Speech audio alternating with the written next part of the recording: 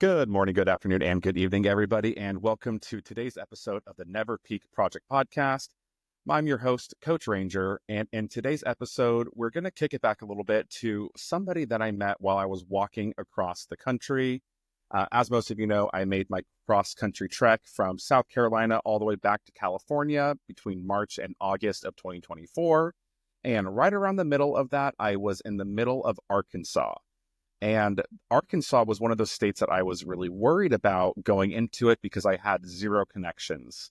Basically, from Mississippi all the way to Oklahoma, I kind of just felt like I was alone. I didn't have anybody to reach out to. I figured that if I got in trouble, I would just have to start screaming until a cow came and helped me or something. But thankfully, due to the power of social media and begging for help on the internet, I was able to find a ton of people that were willing to help out and support and just be a fantastic resource while I was going through the state, which eventually led to the Little Rock area being one of my favorite cities that I walked through on the entire journey. During my little adventure into Arkansas, or through Little Rock, I passed through North Little Rock. And at the time, I thought that North Little Rock was just a segment of Little Rock and not its own separate city. My bad. And I made a post in one of the groups asking for help and assistance, just kind of letting people know what I was doing, trying to get connected with local podcasters or news people. And this guy that just kind of reached out to me said, "Hey, I have a podcast, love to talk to you, saw that you have your own. Do you want to meet up?" I'm kind of just paraphrasing there. It was a lot more eloquent. But I ended up meeting with him. And now, several months later, he is a guest on our podcast. So I'd like to welcome to our show, Mr. Ty King. Ty, how's it going? It's going pretty well. How are you? Doing well. I super appreciate you finally getting a chance to talk to you. I know I reached out a while ago and it was like smack dab in the middle of one of your busy seasons. So my apology on that end, but I'm glad that we're finally able to make it happen. Yeah, that's exactly right. One of the busy seasons. I like how you put that. One of the busy. I mean, just seeing what you guys have going on with the multiple different projects and everything, it's definitely admirable. But I could sit here and talk a little bit about how you are the CEO of the only nonprofit for podcasters in the U.S. or all the amazing things you do to support creators. But I just want to kind of pass the rings off to you and kind of let you have the chance to explain who you are, what you do, and what are your intentions for today's episode. Yeah, for sure. So I'm Ty King. I am the executive director and founder of the Arkansas Podcast Collaborative. And what that is a nonprofit organization that exists for podcasters. So we're the only 501c3 nonprofit organization, meaning that we give free resources for people who either want to start a podcast or they want to grow their podcast. And a lot of times that involves events, that involves coaching, that involves getting access to grant money to start a project. And so there's lots of different things that we reach out to, in order to offer, more value for people that would normally cost them thousands of dollars is actually, free or just a membership with us. And so, yeah, we are heavily invested in not just Arkansas, but, the entire country and taking advantage of where podcasting has gone. It has gone in the past few years, but also like, especially this year, it has really blown up and it won't go anywhere next year. Like next year is going to be increased in the amount of, well, we can get into it more, but the amount of ways that podcasts are being used in the future is only going to grow. Gotcha. Yeah. And I feel like just kind of jumping straight into the growth of podcasts, what has led to the Yeah. explosion of podcasts? I feel like everybody now, it's not, what's your favorite song or artist? It's almost like, what podcast do you listen to is one of the first questions. So like, what's prompted that explosion of content? So I can't just put my finger on one particular thing that does it, but it's kind of like, well, why are newspapers dying out, and why are there not as many people that are watching? According to the Nielsen ratings, why are not as many people watching TV as they used to? Well, it's because we have all these different devices that are on us completely all the time that we can actually get access to news and information and opinions from anywhere around the world that we want to at any time we want to on the platform that we choose, and so. Podcasting is just a universal tool, especially the more it gets into video, like we're recording on Riverside right now through video. And this is going to be able, you're going to be able to use this as short clips on TikTok and, YouTube shorts and reels on Facebook and Instagram. And you can put this out on all the podcast platforms, and but it has a full video on YouTube. And so like, there's so many different ways that people can consume this, and it reaches more people, more so than it would maybe if you had a TV show on a local broadcasting channel, right? Maybe might not get as many views. But there's definitely something in the way that people are using podcasts now. There have been several studies that came out recently about how do people consume their news. Of course, this has been a big year for news, right? Especially with the presidential election going on. So news has been extremely important. So where people get their news has also been extremely important as well. So all of these pollsters and people who do these studies, they ask people, where are you getting their news? And most Americans are getting their news off of TikTok or from podcasts or from videos on YouTube. They're naming like the main like news channels fifth, sixth, seventh down the row, right? And if they're seeing them, they're usually from clips online. So there's a reason why both of the presidential campaigns used podcasting as part of their plan, part of their campaign plan. They went on Joe Rogan. They went on Call Her Daddy, two of the biggest podcasts that exists out there in the world. And then there were several others that got just kind of thrown in the mix, some that you and I have probably never heard of before in our lives, but they decided to go on those podcasts and talk about it. So I think that a lot of people are seeing that and seeing the value in that and the effect that it had. Without getting into politics or anything like that, we'll steer away from it. But they do see the value in, going onto these shows and being able to reach out to these demographics and, markets that already exist, the people who are already listening to these shows, right? So that's the perfect place to go. You want to go where the people are. If there's a crowd of people standing, in a town square, and those are the people you want to talk to, it makes sense that you would just set up your soapbox, stand on stage, and you would address that crowd, right? So that's how podcasting is. They've already built that crowd for you. It's there for you to just get on and talk on the microphone, and it's super relaxed. Like, we're having a relaxed conversation here. There's nothing formal about it. I didn't have to memorize a script, and we're having honest conversations, and you're getting more of the personality that way. Yeah, and that's what I kind of noticed too about, I mean, what Trump went on, like Theo Vaughn, Joe Rogan, Collard, like Harris went on Collard. Like that's what I thought was so interesting. It was very humanizing in those, like what you're just now saying, that those relaxed, more off the cuff conversations, as opposed to a very stiff, formalized conversation reading off a teleprompter. So when it comes to podcasting, can you kind of just talk a little bit about like how you got so interested in like growing podcasts and supporting podcasters? Like, what is your story? How did you go from, I mean, I don't even know where you started, I guess, necessarily, but like, what was that before podcasting for you? So I got started on podcasts back before they were called podcasts. So before it was cool. No, back in the early 2000s, I listened to podcasts. They were MP3 files, actually, originally, that you had to download off of people's websites. And you just had to know that they existed to even know that they existed. So you go to those people's websites, you download the MP3 file, put it on your MP3 player, and then you could listen to the show or just listen to it on your computer.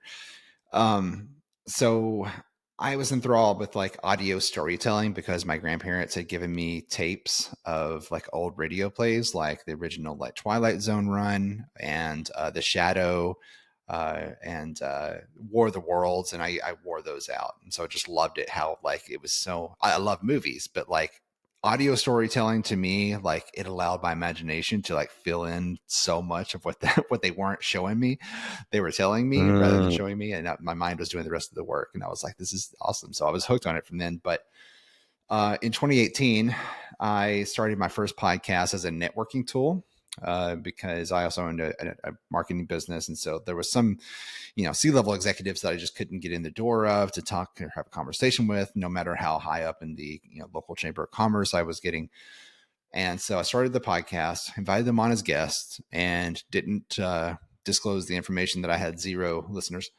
but it worked beautifully. And they were flattered that I had asked them to be a guest, and they came on the show. And now I've got one-on-one time with them, and it's recorded so I can go back in that conversation and be able to, go over the things that they talked about and learn from that. And what are some of the moves that they made that I can actually apply to myself and move right now. So it kind of connected me into their network. And of course, they share the show with their friends. Hey, I was on this podcast, and so it kind of introduces you to their whole world. And then, in about 4 years later, I was being honored by the Cystic Fibrosis Foundation for what's called the Finest Honoree. And that is an honor that they give to a young entrepreneur who's doing a lot of volunteerism with nonprofit organizations. And so, in return, I wanted to do some fundraising for them. Um, and I did some small coffee shop events and everything where like portion of the sales goes back to the organization, but like it really wasn't making a dent in the amount that I wanted to raise. And so I came up with the first podcast event for Arkansas, which is called RCast. And it's the first podcast festival, but it's actually just the first podcast event, period. I looked it up, and like apparently there had never been one, and I was kind of surprised, but there had never been an event, period. Not a live podcast recording, nothing like that, and that happens in states around us all the time. So it was like, okay. So it was just one night where I pulled in speakers from all over the state. They were across, broad categories, everything from, traveling musicians to people that are with the Game and Fish Commission to, just different podcasts that are being produced all over the place.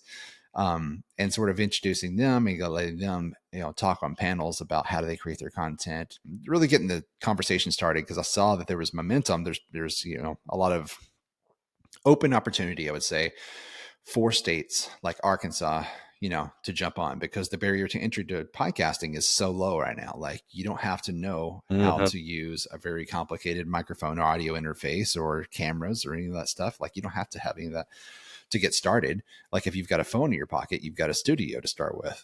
And so I really wanted to push them ahead of the curve because historically, I'd looked it up and uh, Arkansas always waits around 100 years, literally, after a medium is created before it starts creating its own version of that medium. So that happened with newspapers and TV and radio, magazines. And so anytime one of those things is created, they always let everybody else go first and then they're last at the party. And by that time, it's just well-worn territory. And that's kind of how like trends and things go around this area too. So like something where you're at in California, right? So by the time that reaches here and becomes a trend, you guys are already over it and on to the next thing, two steps ahead, right? Um, so there's no reason for us not to be able to create. We have the creative minds. We've got plenty of great colleges that are here that are creating, great creative minds, but they always encourage them to go somewhere else for a job, which kind of doesn't make any sense and shoots ourselves in the foot. But the state is also home to three of the biggest, organizations in the world, which is, JB Hunt, Tyson, and Walmart, of course, which owns so many other things.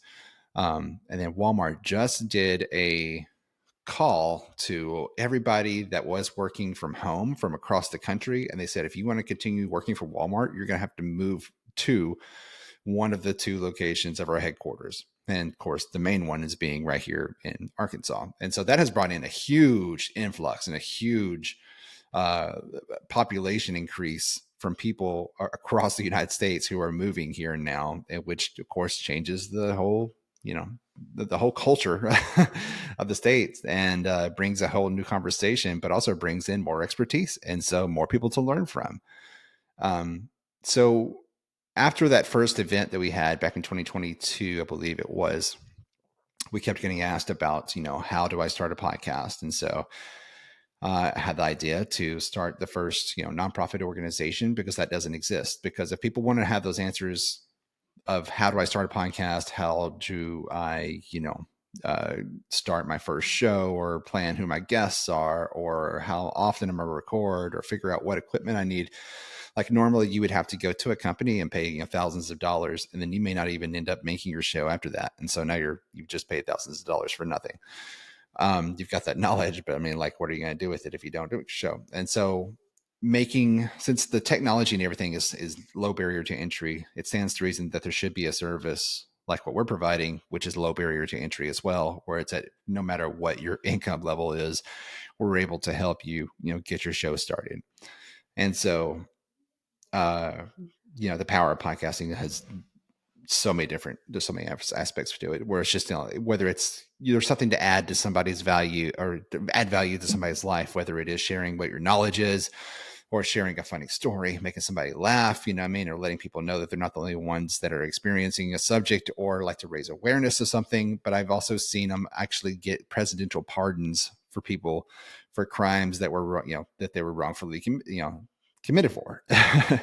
And so yeah, it's pretty insane, the power of what just that one medium has. So anyways, we wanted to make sure that that was being pushed and respected most of all too, because like it was not just like you got a blog on the internet, you know what I mean? As long as people are taking it seriously and they're growing with their shows, then the people that are like that would be sponsors or that would benefit from being a guest on these shows or from whatever it is, pushing it or making it their own, then that they see the value in that. So we started the first nonprofit 501c3, and then we are 3 years in now. We just had our third year of the Arcast Podcast Festival, where we bring in people from all over the country. We from Dallas and Seattle, and just like this year's been pretty crazy. And this is the first year, we've seen a lot of growth, because where the first year with Arkansas was like people were still trying to figure out how they can create the medium, right? What their relationship is to podcasting.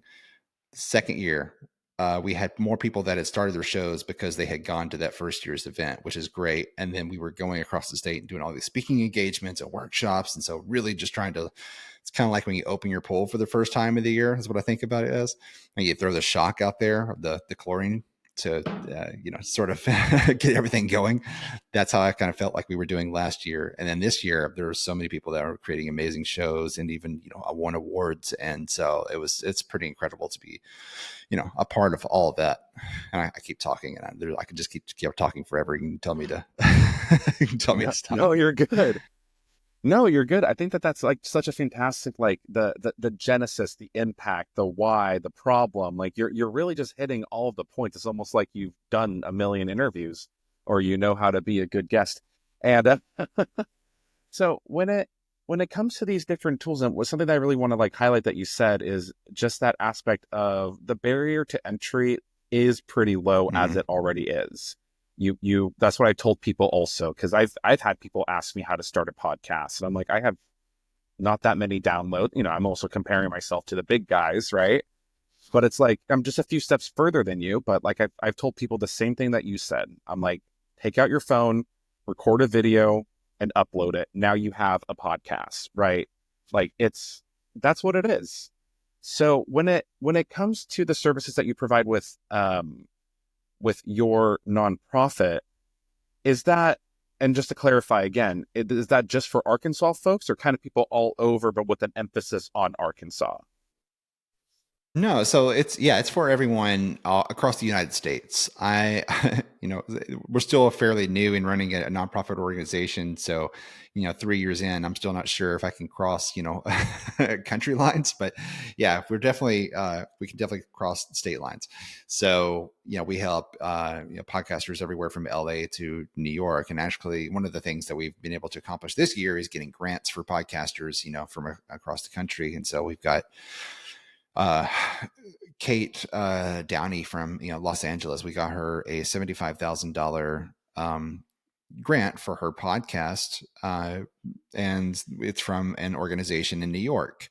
But that organization wants a nonprofit fiscal partner to be in between. Well, that's where we see our role. We were already a nonprofit, and plus our whole thing is podcasting. So we sit right there in the middle, and we're just making sure that every dollar that she proposed to the organization goes where it needs to go, and that she's being responsible with it. And what we try to do is get people from the area of the flyover states hired to be on these teams. Once we get you the grant money, that's great, but we would love if you would if you would try to hire some of our talent from here. Give it a shot.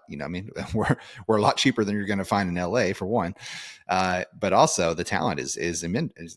it's tremendous. It's just being overlooked. You know what I mean? And they're being told that they have to go to other parts of the country to even get hired. With the nonprofit, the people that are, I'm assuming it's editors and sound designers and remixers and producers, like all these different people. If you're working with them, they're gonna be solid. They're also inclined and kind of held accountable to having high quality and standards so that you guys look good.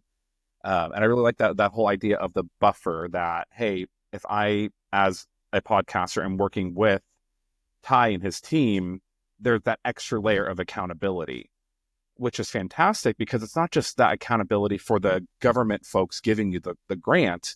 It's also like, great, now what do I do with this? How do I not screw this up? How do I actually use this to the betterment of, like, I guess, of society or the project itself? So like when it comes to those kinds of grants, like, is it mostly around like social or environmental causes, or is it really just any category can apply for them? Like what focuses have a higher chance almost? Or is that even a good question? So no, that's a great question. Yeah, and it's something that a lot of people ask. So there are basically grants for everything. I mean, you think of it, there's a grant for it.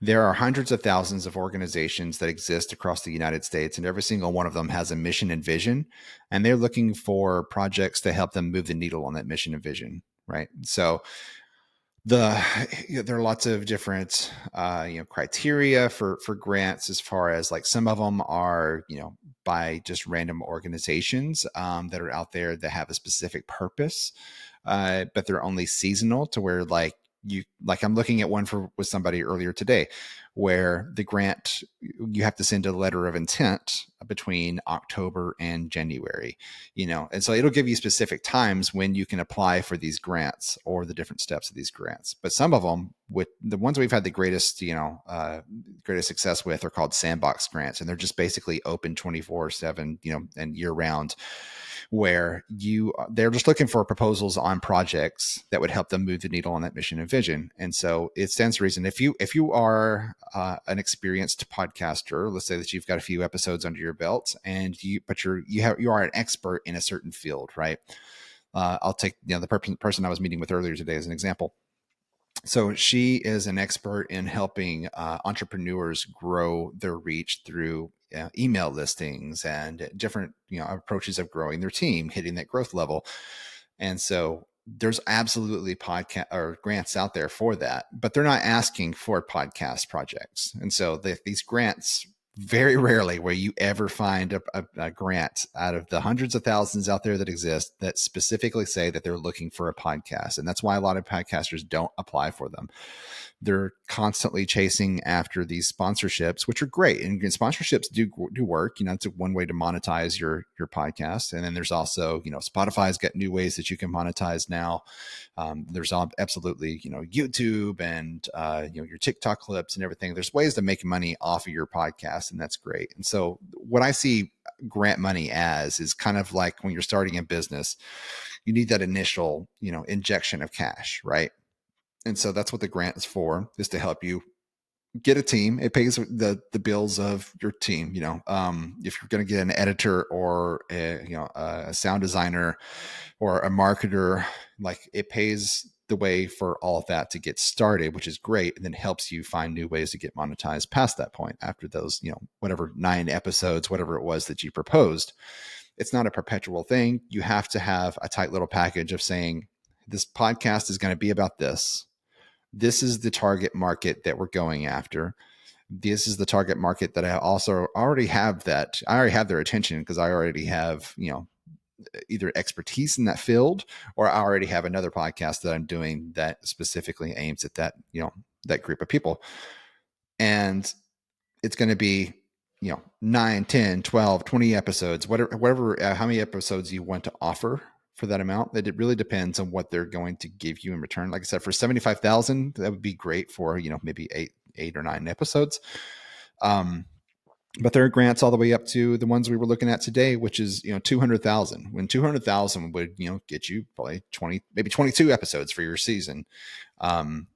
And so, yeah, there's just a lot of criteria of of to look at and seeing how many are out there, which ones fit the category that I'm trying to go after, and then deciding which ones do we want to commit time to that we are actually going to write a letter of intent and then apply for.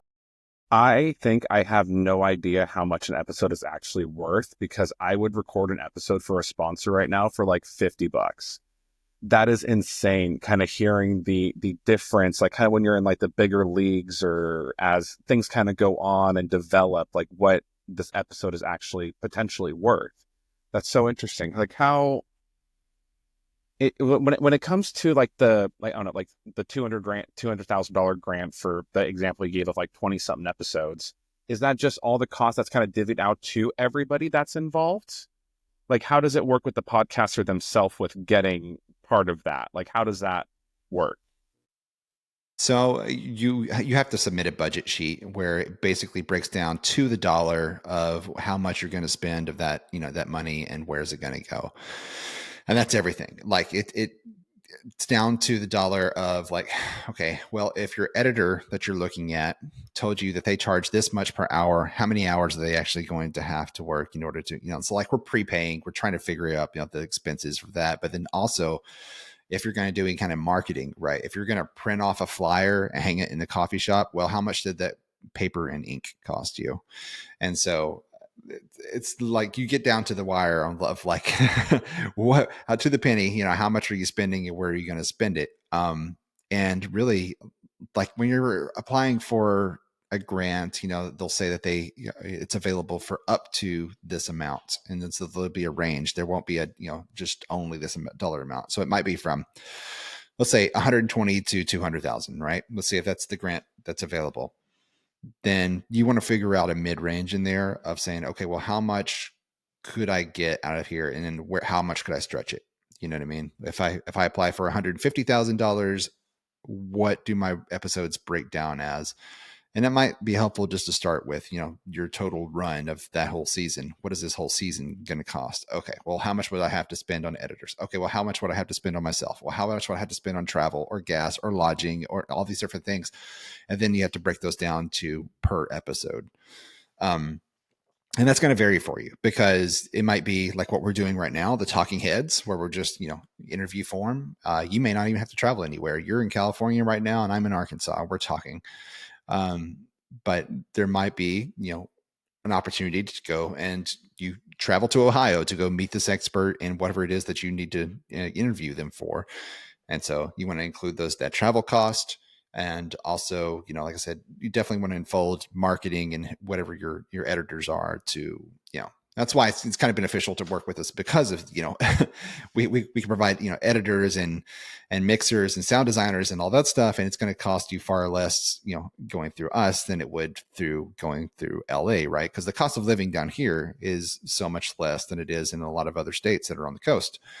But like I said, the creativity and the creators are here. Frost, I know you and I have discussed this before for my podcast, and I think that is something that is so valuable because like the thing that you're saying right now, like, oh, editors and sound design and all these different things, like I have no idea how much those would actually cost. And I think that's another great thing that like the value that you guys provide is what all that is. What's realistic. I'm sure you guys can kind of like soundboard things off of each other and kind of actually figure out what that would look like and what's realistic budget wise. So that's incredible. That's so yeah, cool. For sure. Yeah. Things that you would never think of. And I was hoping to do that part after we talk a little bit more about like how to kind of start a podcast. And like if somebody is like right now wanting to start something, they've been seeing all the growth of the podcast, Call Her Daddy, Theo Vaughn, the Joe Rogans, Chris Williamson, like all these, I'm just the listening to people that I listen to, but like all these different podcasters, like what would you say is the most important thing other than pull out your phone? Like what separates people that kind of just do the one episode and then leave versus they do the first episode and they at least stick around for a dozen or so episodes? Most important thing is to know who you're making the show for. So as long as you have somebody in mind that you're making your episodes for, that's kind of a good motivator, because you're like, oh, this person needs to hear this. Whether it's a real person you have in mind or somebody that's a fake person you have in mind. A lot of the most successful shows, the showrunners that I've talked to, they said that they create an avatar in their mind of like the perfect listener. It's not just a demographic. It's somebody that they specifically came up with. It's, his name is Tom, and he switched majors in college and ended up not even using his degree for something. He eats pizza from this place down the street on Tuesdays, and he has dreams of becoming this and that. Like there's a full backstory of this person that doesn't exist, but just because that is a fictional character that they created doesn't mean there aren't Toms out there in the world that can really relate in one way or another, right? And so as long as you're making your show for that person, I think that'll keep you motivated to keep going. That's past 2 or 3 different episodes, because you have this person that's invested, that they depend on you to make this show. You're their favorite show. They love to listen to you, and as long as you're keeping that in mind, I think it's a good motivator. And it helps you stay on track too, because then like what do I need to be presenting? What information am I supposed to be giving out here? I mean, what would resonate? Is it being jokey? Is it being dry, or is it having a co-host? And so there's a lot of different things to just think about. Yeah, and that's something that I've been kind of doing with my episodes is I kind of create like an avatar for each episode, especially with the guests. It's kind of like a thing that like, okay, this is the person we're making this for. This is how I kind of want to structure my questions. These are how I want to focus. And something that I had to do to get good at this creating the avatar aspect you thought of, was creating almost like a fake business. So I have a side Instagram page called South of SF. And the idea behind it is, whenever I go anywhere south of San Francisco, I take pictures or videos like outdoorsy and post it. And for me, I was like, okay, who would be my target demographic for that? It would be Nala and Adam. Adam is a 25-year-old outdoor enthusiast. He was an Eagle Scout. And Nala, didn't get into it until her mid-20s. But now she goes to REI. She shops at Patagonia. She has the fancy water bottle, right? So like, I think that's really in line with what you're saying there, is like practice coming up with these people. And I use AI and Chat GPT a lot to do it too, because it adds you those details, and then you can go in there and say, I don't know so much about this part, but I'll kind of edit this out. So I think there's so many tools that we can use to kind of create those profiles for people. So I'm glad that you touched on that for sure. Perfect. And another question I wanted to kind of ask you was like, what separates those major podcasts, like the big ones that we kind of think of when we think of podcasts, and like the Joe Rogan, et cetera, from other podcasts? And I kind of want to make a jab at it, that it sounds like it's being clear on who it's being made for, consistency, like what separates those bigger podcasts from the ones that are just a little bit below it? What separates it? Well, there's a big pay gap. Yeah, Of course, for sure. the top the top podcast right now, Joe Rogan's number one, of course. And so the amount that he's making is almost completely done because of that exclusivity deal that he signed with Spotify that has since relapsed. But it garnered a lot of attention, and it garnered a lot of listeners, which means that advertisers want to advertise with him, and of course, it just carries on from there. Call Her Daddy is a step down from the amount that he's earning. But there's every bit of opportunity for her to overtake him in the next 2 or 3 years. Below them, number 3, there's a big drop off into the number 3 podcast. And it's just, there's something with, the podcast itself, like the way people measure success, right? And so your success is kind of different the way that you measure your podcast. And so you can't just measure it by, oh, am I making Joe Rogan money, or do I have Joe Rogan numbers? It's like, okay, well, if you're a business that has a podcast, are you getting more customers or clients because of this? Are you more leads? Or if you're a nonprofit with a podcast, are you getting more awareness out there and more volunteers or more donations? If you're an individual that is just trying to create awareness or create entertainment value, are you getting more? Are you getting invited to be speakers at events? Are you getting more connections with better guests that are coming on? Are you getting sponsored by better people all the time? So like there's different ways of measuring your podcast. Dave Jackson put it to me last year that like you can be a podcast about miniature Shetland ponies, right?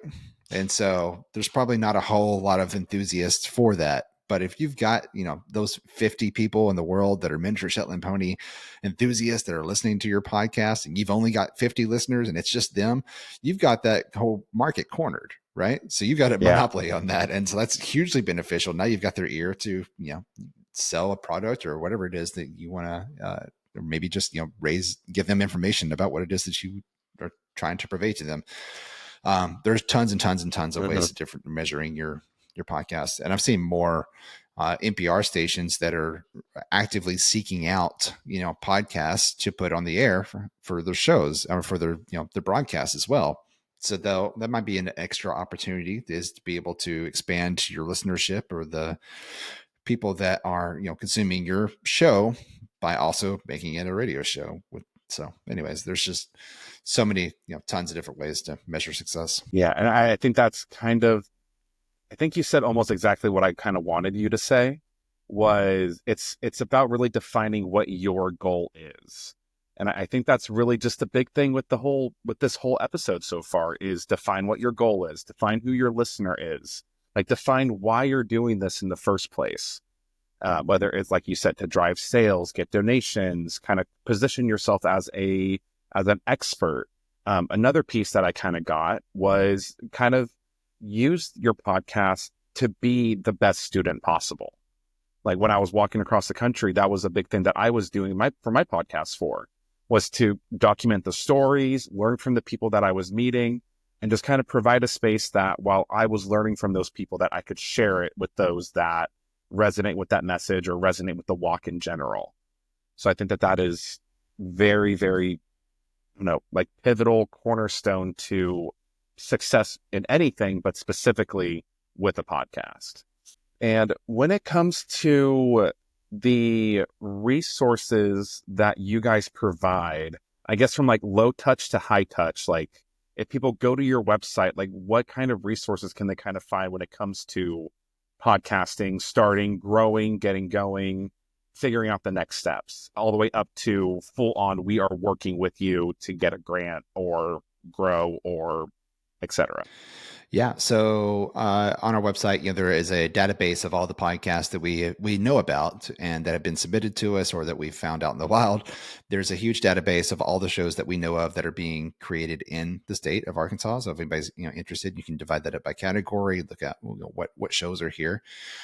But also there's a calendar of events where we will list all the festival dates, but also if we're going to be speaking anywhere else, or if there's another podcast event in the area, that people need to be aware of, they can go there and get that listed. But also, so we have a membership that we'll be rolling out, for 2025. We kind of soft launched it this year, but it'll be open full launching next year, to where people can become members of the Arkansas Podcast Collaborative, and it opens it up to where we can actually start working with them to try to get them the grants, because this does take a lot of time and working with them.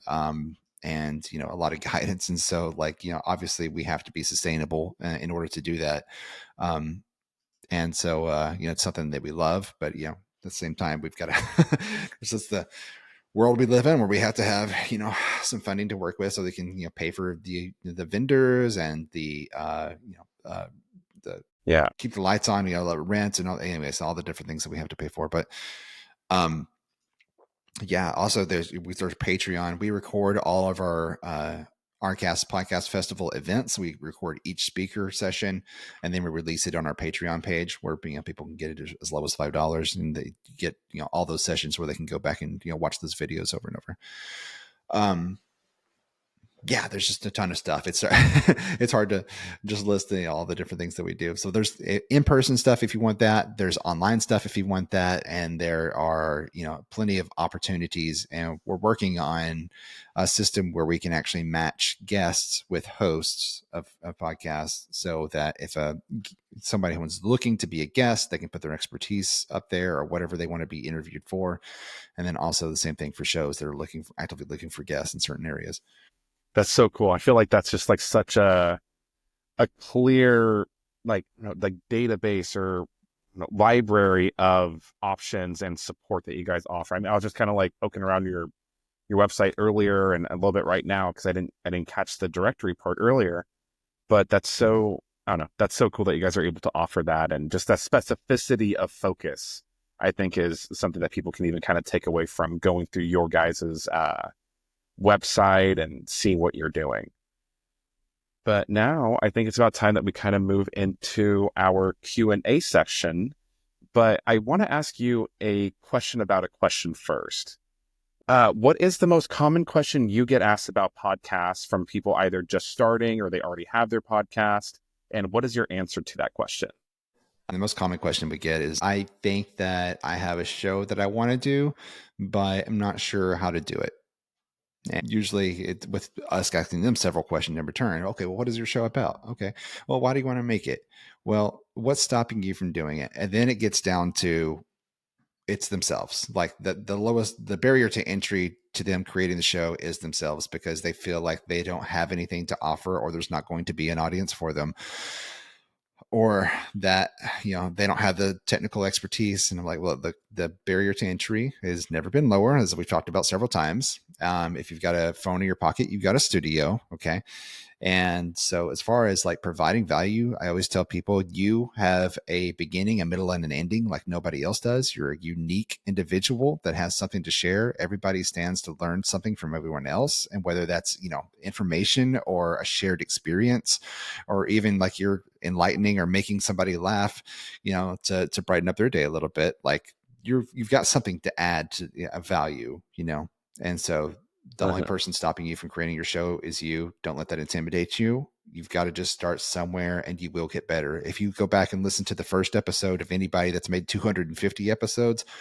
go back and listen to that first episode and see how bad it is compared to the 250th. You know what I mean? But they had to start somewhere. Exactly. I think that's been something that has been helpful for me. Is scrolling all the way down in the audio feed of a couple of my favorite podcasts and like watching or listening to them and just realizing, oh, they're human too.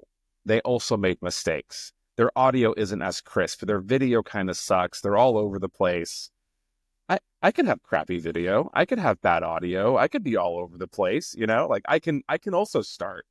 So I think that's perfect. So thank you for answering that one. And we do have a couple questions. So the very first question that we have comes from Holly. And Holly asks, how do you keep things and topics fresh on a podcast? Another question, what is the best way to drive or select topics? Okay. So the first part of like how to keep it fresh, right? Well, you've got to present new information. I mean, if you're talking about for your, current subscribers, let's say they subscribe, they're in your podcast episode 5, but they're still hanging on for your episode 20th, right? So, and if you're not talking about anything new, you're kind of just rehashing the same information. It's kind of hard to keep anybody's attention. Like, I don't know if you've ever heard anybody like make a joke, but then they tell it 2 times and you're like, all right. And then they tell it 3 times and you're like, all right, that's enough. um, like there's nothing wrong with going back over old information, but you've got to present something new. And if you've lost passion for that subject, then maybe you need to move on to talking about something else, or branch out to a different, arm of that, that thing. I don't know, I have a specific example for you, but like if let's say you're talking about something in biology, then like you need to move on to something else that kind of excites you. But like, what's the link between science and this? Yeah, it's interesting, but like if you're not excited about the subject matter, then like I don't know how you expect anybody else to feel like the subject matter is fresh either. So making sure you're excited about it, making sure you're presenting new information, but also not alienating anybody that's a new listener because they may have just started on your 20th episode and you may have rehashed that, 50 million times, but as long as you're combining new information with a little bit of the basics for people that have just started. And don't make this mistake where people go like, okay, if you haven't listened to my show before, this is what we talk about, because that gets old hat for the old listeners. Just throw it in there casually. And you said picking topics. Is that what we said? Is that the other one? And then, yeah, what is the best way to select topics? To select topics. I mean, what is your show about? And a lot of people will. So it's complicated. Like there's the opportunity. It's opportunistic. It's like kind of your mindset. So there's the opportunistic, podcast that happened because let's say something's hot right there at the moment. Like this year, a lot of political podcasts got started because of the presidential, election, right? And so it made sense because there's like, oh, these are easy views and listens that I can get if I just start a show where it's about this big thing that's on everybody's mind. Okay. But then afterwards, your listenership might not be there. But then there's the show that I would recommend that it's kind of like getting a tattoo, right? You never want to get a tattoo of a band that you're into at the time because you're stuck with it. I don't care if you get a cover up or whatever, like it's still on your body, right? And so if the topic you pick is not something that you're just, into for the season, but it's something that can be evergreen, um, then absolutely go for that. And if you're passionate about it and that it can be longstanding, where you can see yourself in 5 years still talking about that same thing, yeah, that's how you absolutely want to pick your topics, because it's got to be something that you have knowledge in, but also that you have passion in. You can't just read an encyclopedia article on your podcast and expect people to be like, oh, this is great. You've got to kind of be, they can tell that there's an energy and there's a passion behind it in your voice when you talk, and the way that you present it. There's a reason why they're listening to you and not just reading a Wikipedia article. So that's absolutely how you would pick your topic. Yeah. And I also kind of want to like throw in a little bit of I don't know, a tip that I've kind of learned over time is to document, not create. That's been super helpful. I don't know if you've heard that from, I don't know, Gary Vee says it and a few other guys. But there's a podcast I used to listen to all the time during COVID called Tom's Big Spiders. And it's a whole podcast about tarantulas and tarantula care. And that's when I was super into spiders. I mean, I still have a few of them. But it was like every episode, like he's just talking about spiders and care. But it's like as you get into a topic and you're talking about what you're learning and what you're noticing and what you're seeing, like there's so many different intricacies that kind of come up over time. Just on the surface, it's about spiders, but there's so many different categories and different types. And just like any other thing, kind of like what we were saying earlier, like for your target demographic and the topic that you're making the podcast on, there's a ton of different content, a ton of different conversations to be had. So that was my little, I don't know, answer to the question too. Yeah, that's And great. this next one is from this next one is from Steele.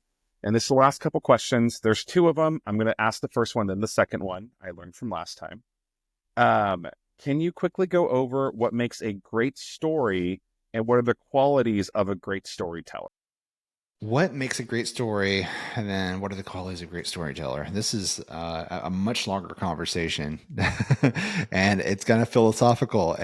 But like, if you want to talk about like what has been seen and what has been proven as a good storyteller, there's a thing, I'm sure you've heard of it, but the hero's journey, right? And so it's a path that you follow. It's kind of cyclical in that, a lot of Hollywood movies and books and some of the best known stories that we have in the world kind of follow this model where it starts with your hero. Your hero leaves home to go on a journey. They meet a mentor. They face adversity. They fail at first. They face adversity again. They prevail. They return home changed, right? So that's the cycle that you kind of want to go with. And so that's everything from Lord of the Rings to The Matrix to, I mean, like you name a movie, like it follows that pattern. For your podcast, you kind of want to start somewhere with your, because this is a human being that you're talking to. If you're interviewing someone, right? This is a big assumption. If we're doing like what we're doing right now, like you asked me in the beginning, how did you get started? That was me leaving my home. I tell you my whole journey of like what changed me, what I faced, what I failed at, where I found success, and how it has led to me being here where I'm changed and I'm more knowledgeable and more prepared to help other people, to start their podcast, right? So the same thing when you're interviewing people, making sure that you start from a point, which is probably the beginning, pre their whatever their profession is. And then what happened? Like, what's the interesting story there? Like, what happened to them? When have they had a failure? And how did that help them to create their success to where they are now? Or, how are they climbing on their way up right now? So it really depends on like what type of person you're interviewing, but that typically works for any situation. One of the shows I produce is with people who are in recovery. And so I talk to them trying to understand their journey, of substance abuse. And so like it's easy to see where they failed and where they came up. And if they're in recovery now, it's great, but they kind of have a different pattern to where they didn't just return home, changed. There's still a daily battle that they have to go through. And so they're kind of always fighting that adversity. They're kind of stuck in that middle part over and over and over and over and over again. But yeah, that's, making sure that, you're being ethical as well in your storytelling is a huge thing that I don't think a lot of people consider, especially in today's world, because we have, we've got X and Twitter, and, YouTube comments. And like, I don't know if you've ever looked at any of the comments on any of these, videos or gone on X lately, but like there's a lot of negativity in the world, especially online. It's easy to sit behind your phone or your keyboard and criticize people. So it's also easy to make, clickbait headlines or to make something to be way more shocking and, way overdone. And these are human beings that you're dealing with. You know what I mean? If it's somebody that's going to be talking on your show and you're interviewing them about something that was traumatic, you don't want to kind of make them part of the circus. You want to be sensitive about that and tell them, hey, you can share as much or as little about this as you'd like to. But don't make a shocking headline. Clear everything with them before you post your episode, I would say. Awesome. No, I think those are all fantastic tips. And I've looked a lot into the whole idea of the hero's journey now that I'm kind of, writing my book and trying to understand the elements of a good story and how to kind of captivate people and bring them in. So the second part of that question, you kind of answered it, but I think just for like a more specific answer, what are the steps that we can take towards becoming better storytellers? Steps to becoming better storytellers, I think, is the step to become better at anything. Look at what's already been done. Consume as much of it as possible. If you're trying to be a particular kind of storyteller, where it is, I don't see a lot of I don't see a lot of people that are just creating like the talking head type of podcast as just storytellers. Your job is kind of like, we can laugh at this because we're both podcast hosts, right? But like your job as a podcast host is to be the dumbest person in the world. You've got to ask questions about everything so that your guests can give the answers and have time to talk about all their things that they that they know. But you've got like, oh, what's that? Well, how do you explain this? Oh, well, what do you think about? And so we don't really have strong opinions ourselves, and so we're always like just constantly asking questions. But there are plenty of fictional story podcasting, or there's documentary podcasts, or there is lots of recounting of history, or even there are even the talking head ones like this that do the storytelling as far as like trying to draw out that whole journey.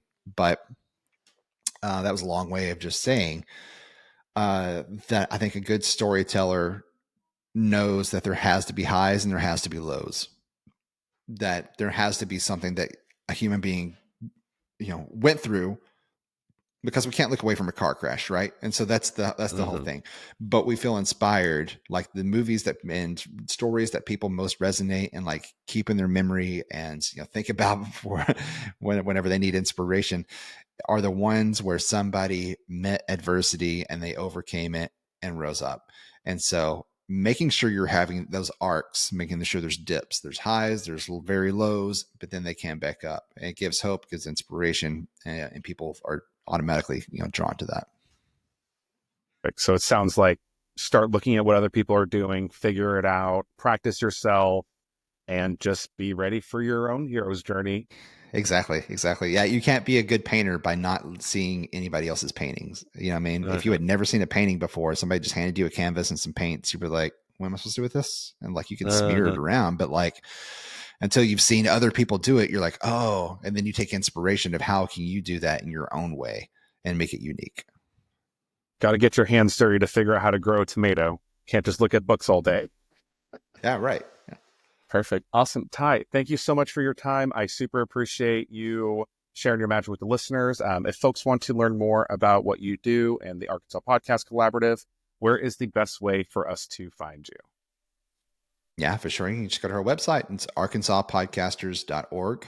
And you can find access to like all the things that we've mentioned here. We're on all the social media platforms, most of them anyway. And so, yeah, just follow us there. We have links to everything. I try to make the website to be the Grand Central Station to where it's got links to just absolutely anything you want to find about it. Perfect. Yeah. And I have poked around the website a little bit and it is extremely easy to use. I mean, it's pretty clear on where to go if you need help or what you should be looking at. So thank you again, Ty, and thank you to everybody for listening today. The typical YouTuber plug, please like and send and share and subscribe to the podcast. Any way to help us push out this message. If you want to start a podcast or you know somebody else that wants to start a podcast, send them Ty's way. So that we can all get into the collaborative, so that we can all get into the collaborative creator space. And as always, remember that the Never Peak community is free until we hit 50 members. So go ahead and hit the link in the description. And as always, remember to never settle, never quit, and never peak. I'll see you guys next week.